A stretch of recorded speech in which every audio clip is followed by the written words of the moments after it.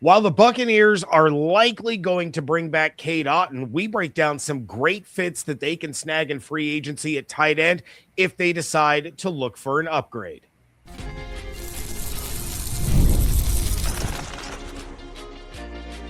You are Locked On Buccaneers, your daily Tampa Bay Buccaneers podcast, part of the Locked On Podcast Network, your team every day. What's up, and welcome into this episode of Locked On Bucs, your daily podcast covering the Tampa Bay Buccaneers, part of the Locked On Podcast Network, now the #1 sports podcast network. We'd like to thank you for making Locked On Bucs your first listener view every day.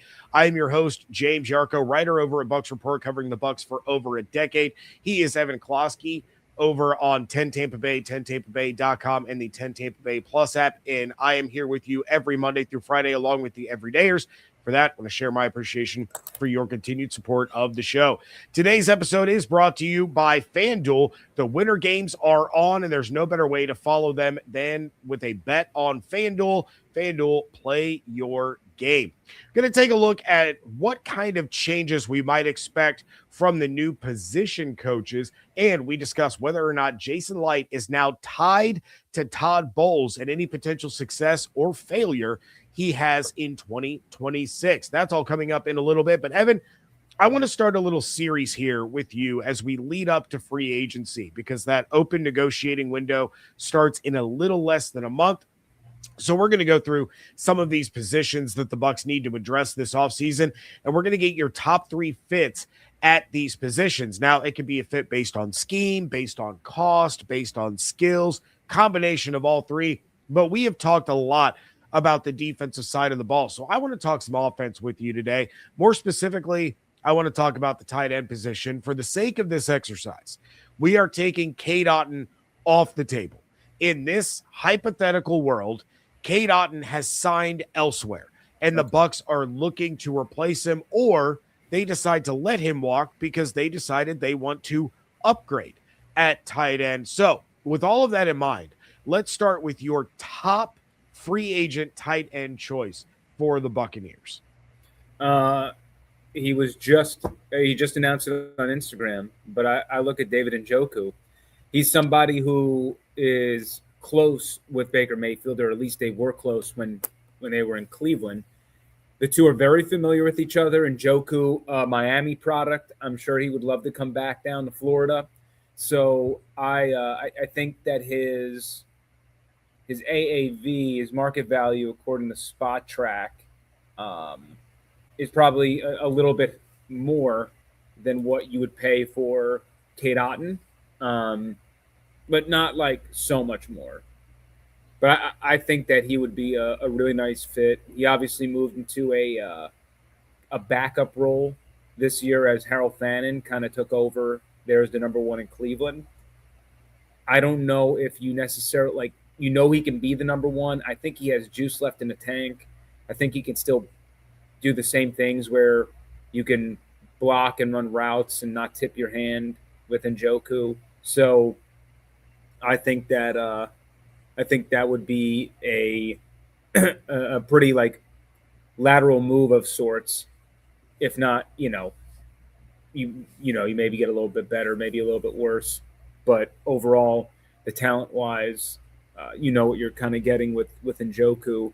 I am a little bit curious of, and so these are kind of the #1s I'm putting out there. Isaiah Likely is a name where I'm interested. He's had to play second fiddle to Mark Andrews his career in Baltimore.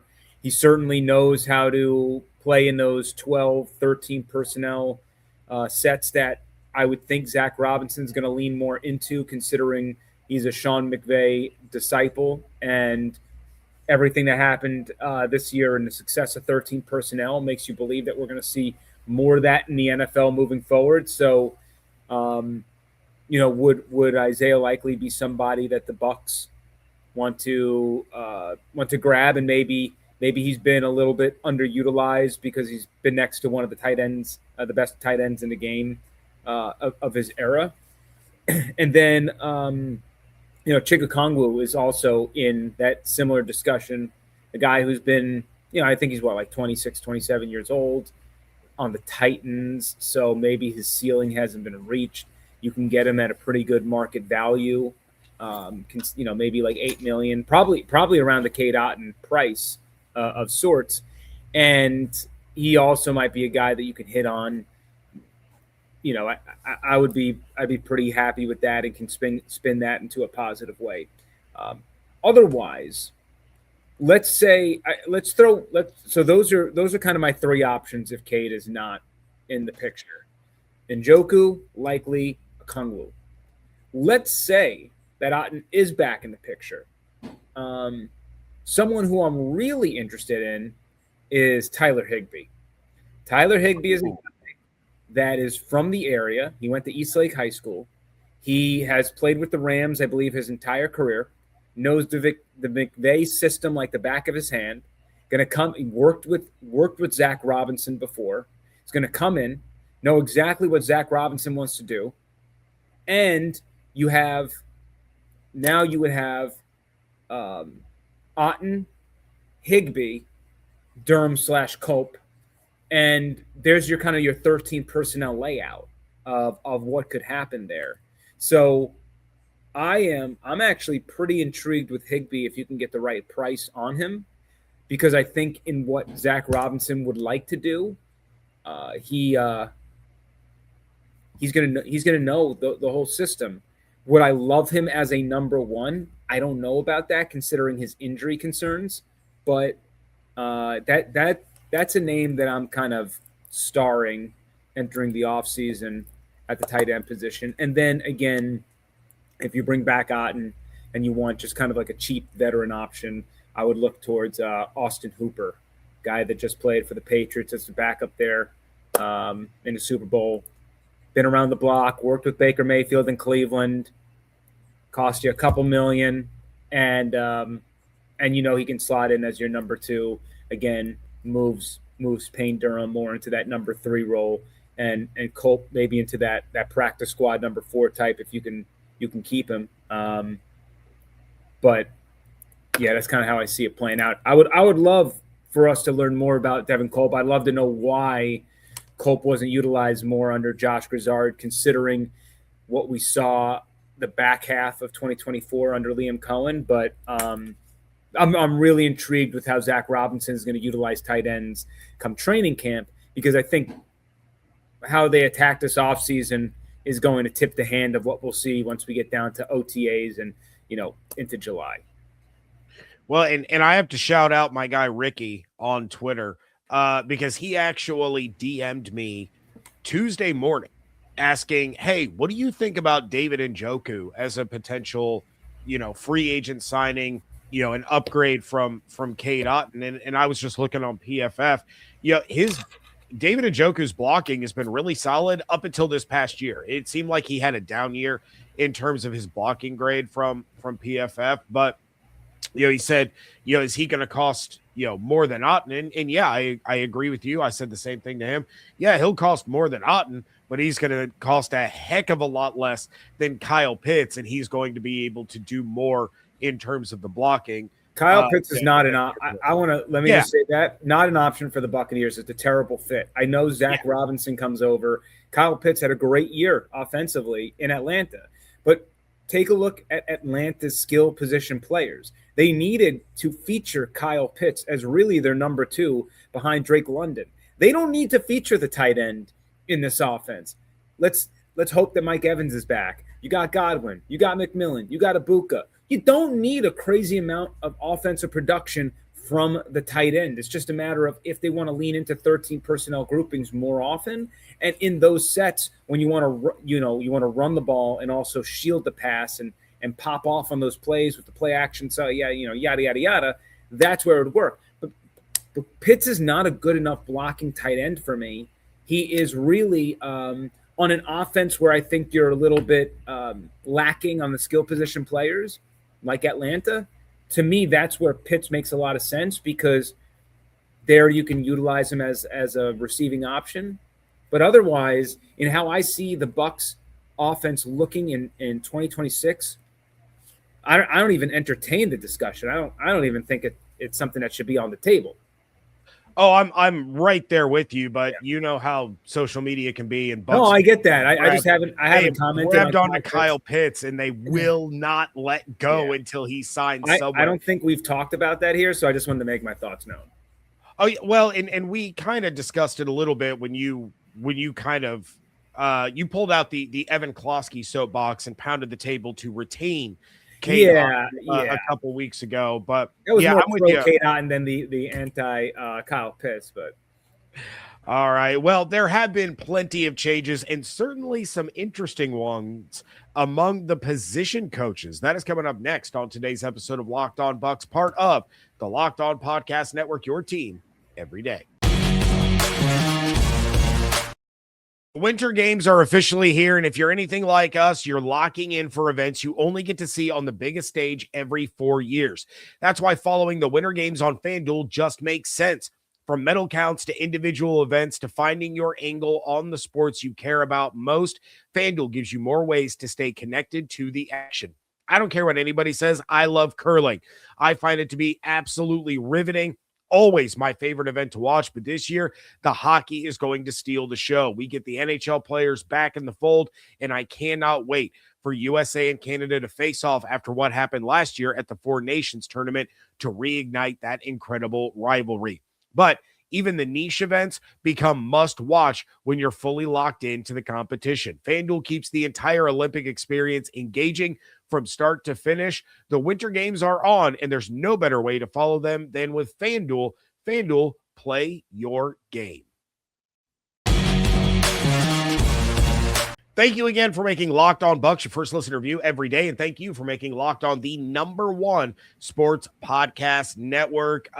Check out the all access tier. You guys, you get a lot of fun perks, ad-free episodes, discount at the merch store, daily newsletters, all kinds of fun stuff there. One-on-one texting with me. You can check that out by clicking the link in the show notes. There have been quite a few coaching changes for the Bucs this offseason, but I haven't really gotten to discuss a lot of them with you. I mean, we obviously talked about the coordinators, but I want to talk about some of the position coaches. And just a quick recap for everybody. We have Chandler Whitmer coming from Indiana as the quarterback's coach. Marcus West replaces Charlie Strong. Andrew Mitchell joins the staff to replace Brian Picucci, who went to Jacksonville to reunite with Liam Cohen. TJ Yates is likely replacing Kefensi Hinson. His job title has not been officially announced yet. Tim Atkins gets promoted to replace Kevin Ross. Rashad Johnson gets promoted to replace Nick Rapone. And then Ken Zampese joins the staff, but his role hasn't been officially announced yet, though it looks like he's just going to be a senior offensive assistant of some sort. But a couple of names jump out, and I'm curious to hear what your thoughts are first on Whitmer coming over from that perennial college football powerhouse, Indiana. And then some of these internal promotions seem like an interesting choice because it doesn't feel like there's going to be much of a change when you're just promoting former assistants to the same position. And at that point, what was the point in firing the position coach to begin with? I realize Nick retired, but, keeping those jobs in-house seems like it's going to be kind of more of the same. Yeah, I think the most notable thing is exactly what you mentioned. I like the hire from Buffalo to bring in someone from the McDermott tree to coach the defensive line, even though this past year rush defense was not their forte.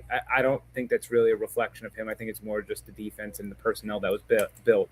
But I'm with you on the defense. Like, I don't understand the defense, and we can complain about the personnel and dissect it and all that stuff, which is certainly a part of the equation. But by all accounts, if you are looking at this objectively and looking at the past 3 years with this defense, or even, let's go back 4 years. Let's go to 2022. 4 years with this defense. This defensive coordinator would be fired like most times, and you're keeping the entire staff together when it's been the same rinse and repeat issues for the past handful of years.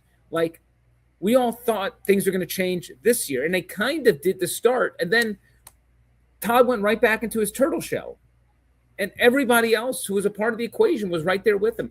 Todd is too loyal to a fault. You revamped the offensive coaching staff, where I don't know if that was completely necessary, but somebody had to die in the sword, and Grizzard had to be it. Not saying that Grizzard deserved another chance or that he was an A-plus OC. You hired a first-time play caller. Like, you have to understand that there was going to be some of those issues there, right?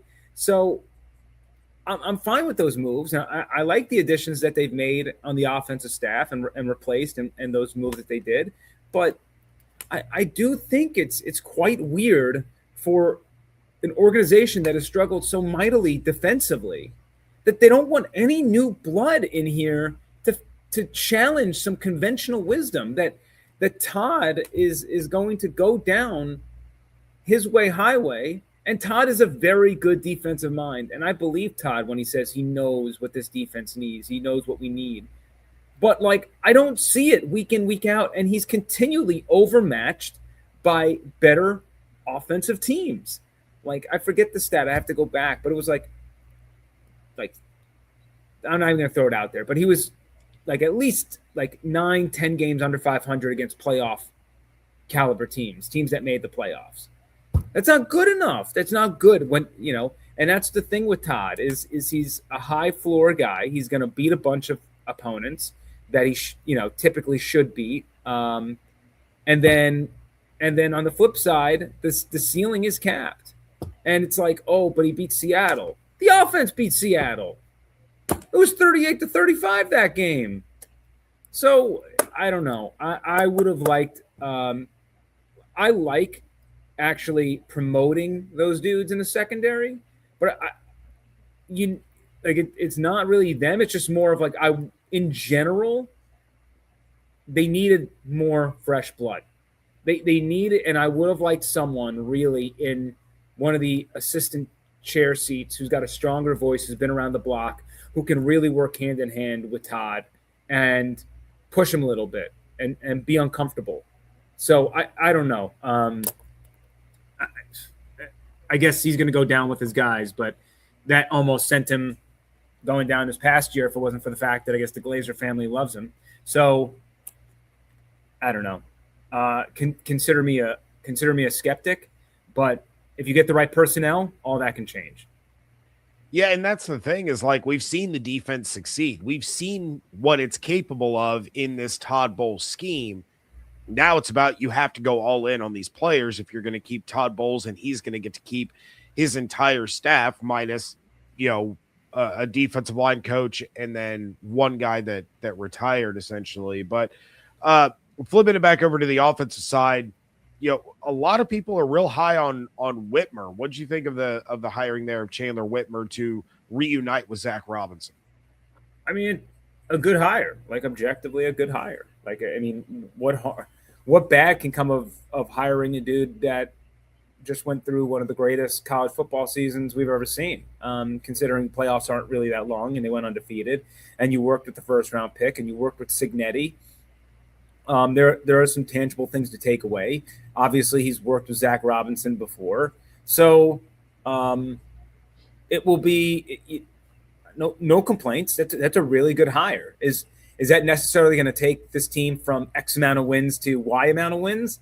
I don't know, but I think offensively that coaching staff is pretty young, fairly experienced. So I'm excited of what that group can do next season. But with this team, it still comes down to defense, and they're trying to build an offense that's trying to overcompensate for a defense, and at some point the defense has to pull its weight. Yeah, just, draft all the Buccaneers in fantasy because they're going to have to, they're going with the Bengals method here. We're going to put up 40 a game and hope that the defense doesn't give up 41. That is subject to change based on free agency and the draft. All right, Evan, lots of people speculating on Jason Licht's future. That is coming up next on today's episode of Locked On Bucs. Tax season doesn't have to take over your life. This year, TurboTax is making it easier than ever to just hand things off and move on with your day. With TurboTax full service, you can have your taxes done for you by a trusted local expert, start to finish, without the stress or the guesswork. Instead of spending hours trying to figure out forms, you can meet with a local TurboTax expert in person or connect online, and they handle everything from W-2s to self-employment forms and work to get you every deduction. You can upload your documents, go about your day, and then get updates right in the TurboTax app. I have been a dedicated TurboTax user from the time I started doing my own taxes 2 decades ago. And I've stayed with them because of how easy they make everything and because they ensure that I never miss out with their expert help. For a limited time, you can have your taxes done by a local TurboTax expert for just $150 all in. If a TurboTax expert didn't file for you last year, just file by February 28th. Take taxes off of your plate and get back to your life. Visit TurboTax.com/local to book your appointment today. Wrapping things up here. That's a sad one. Oh, I'm sick, man. I don't know what you want from me. Oh, that's a sad one. And I tried to ramp up. Like yesterday, I didn't think I was going to be able to do it. It was a pretty good one. I thought maybe with you doing a lot of the talking, me saving my voice, I might have been able to pull it off. No, that was rough. But we're wrapping things up here on today's episode of Locked On Bucs, and I've seen a lot of people starting to run with this idea that Jason Licht's job may be in some jeopardy. In fact, I had a conversation with a guy on Sunday morning over the phone. We were talking, spitballing and throwing things back and forth.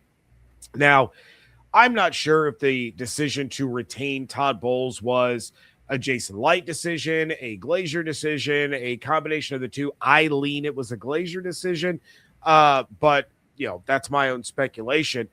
There are a lot of people, whether it's on social media, websites, talk radio, blogs, that now seem to think that Jason Licht's future with the team is tied to whether or not Todd Bowles succeeds this season. Now, do you feel as though if the Bucs struggle like they did last year, that Jason Licht will be shown the door along with Todd Bowles in a full house cleaning? Or, in your opinion, has he done enough to continue on should Todd Bowles get fired, considering some of the talent that he's brought in, his success in the draft? And you combine that with the fact that he's only actually gotten to hire one head coach throughout his entire tenure, and that was the one that went on to win a Super Bowl. Well, didn't he hire the coaches? Didn't he hire before? The only coach that he hired was Jason Licht. So Lovie Smith was hired before Jason Licht was. Then it was the Glazier decision to promote Dirk Cutter. Yeah, that's a pretty crazy. I guess I never really thought about it before, but you're right. Here's my thing. So why is Jason? Can I ask you why is Jason Licht? What are people saying that puts Jason Licht in jeopardy? Just that that they're tied at the hip, essentially. That he's been the general manager for over a decade. They're not winning playoff games. They're not competing for another championship. They just missed the playoffs, and then the decision to retain Todd, does that kind of compound and basically give Jason one more shot at all this? Because if you fire Todd Bowles at that point, are you looking to rebuild? Baker's in a contract year. Mike Evans is getting older. Chris Godwin is getting older. Vita Vea is getting older. Like, at that point, do you just blow it all up and start all over again? But I also don't know if you blow it up, why wouldn't you want Jason to be a part of that process? I'm a little bit confused, and I've seen a little bit of that. I'm a little bit confused by anyone who's anti-Jason Licht. Not to say that he doesn't deserve criticism with handling the defensive line recently, because Lord knows I've been on this podcast for like 3 years complaining about it, and it is yet to be fixed. So, get ready for another offseason of that fun. But, I understand people bring up the starters not stars thing. I bring it up too. That is the reality of the situation. But let's also not devalue starters to the point where we are looking at other issues beyond it. Like the grass isn't always greener. Jason still has a good eye for talent and getting started. And I understand that there's starters in the NFL because the Buccaneers pretty much don't sign anybody elsewhere, so that they automatically become starters. Like Gervais Dennis was a starter this year. Probably shouldn't be a starter. And there are some of those that we can talk about that are more depth pieces versus the way that the Buccaneers are using them. But for the most part, he's getting guys who are competent starters where other teams would take him and play him a decent chunk. I think that Jason shifted from the Tom Brady years into this new era of football really well. They should have collapsed, right? We thought the whole thing was going to just come undone. They were going to go back to the organization we all remember from 10 years ago. It didn't happen. They won the title. They won a divisional title. They won a divisional title. Won it again, and then they screwed this year up. They absolutely screwed this year up. And they started 6-2. So should we weigh 9 games of the year so heavily versus the large sample size that we have? I don't know. From Jason Light's perspective, I don't think so. From the Todd Bowles perspective, it's a little bit different because Bowles was already kind of living in that 9 to 10 win range already. And the fact that he's not moving the needle and his defenses are still looking the same kind of leads to a stagnant approach.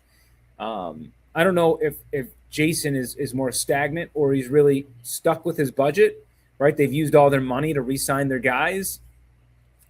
The other money that they've had, they have not made good use of. When he built the Super Bowl winning roster, he made a trade for Jason Pierre-Paul. He signed Ndamukong Suh. He signed Shaquille Barrett. Shaquille Barrett was a dart throw. Ndamukong Suh signed for one of the contracts, that Hassan Reddick signed for this past year. He hasn't really made the trade. That he doesn't really trade much, and I think he's got to get a little bit more aggressive in that world. But otherwise, he's just been missing a little bit more than usual in the past, and that's worthy of a critique. But for me, I don't think the two are tied at the hip with their success stories from this year. I would give Jason Licht one more head coach to figure it out. I have a tough time believing that I'm going to not be on the Jason Licht train for, until he wants to retire. But that does not mean that he doesn't deserve criticism. And if these draft classes, another couple go by here, and there's no top tier talent, well, you're going to have a team that's probably not winning many games. And then you're going to be in a situation where you have to rebuild. And if the rebuild is because of Jason's inability to restock the Buccaneers, then that's going to be a problem. When you get to the point where you can't re-sign your own players, that's going to be a problem. But as of right now, I don't think many people complained about re-signing guys like Godwin and Evans and Gedeke and Wirfs. McCollum is the one with an asterisk right now where he could be gone after next season if that doesn't work out. Vita Vea extension, the Levante David stuff, that's not really his draft pick, but Antoine Winfield Jr., is that a Jason Licht issue, or is that because Todd Bowles has him babysitting all the other defensive players because they're not good enough? I don't know. So, roundabout way of me saying I don't think everything's on Jason Licht, and I still think he's a top 10 GM in the NFL, and I would stick with him. Yeah, I agree with pretty much everything you just said, and you already answered the question I was going to follow up with, that if the season doesn't go as well as we hope it does, and Todd Bowles is let go, would Jason Licht then be tied to whoever that head coach is that he hires. And if that doesn't work out at that point, does everything get blown up? And that's kind of where I stand. But yeah, I mean, you go back and you look, and Jason Licht's draft track record, I mean, yeah, he's had some misses, but every GM has misses.